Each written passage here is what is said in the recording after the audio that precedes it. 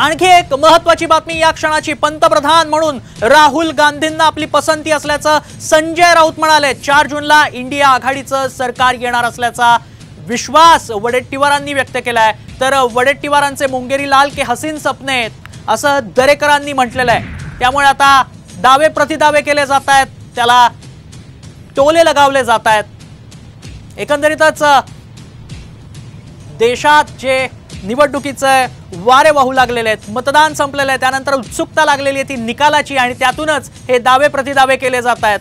त्याचीच महत्त्वाची बातमी आपण बघतोय। मैं ये कहूंगा पूरे देश की चॉइस राहुल गांधी जी, हम सब राहुल गांधी जी के साथ खड़े रहे और देश ने स्वीकार किया है कि राहुल गांधी जी इसका नेतृत्व कर सकते। या देशातून जुमलेबाज सरकार हद्दपार होणार आणि संपूर्ण देशामध्ये एक बदलांचे वारे जे आहेत ते फार जोराने वाहलेत।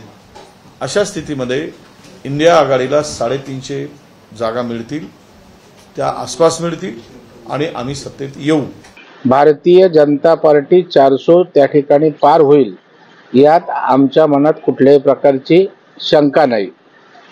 आता विजय वडेट्टीवार कशाच्या आधारे बोलतात, मुंगेरी लाल के हसीन सपने आहेत।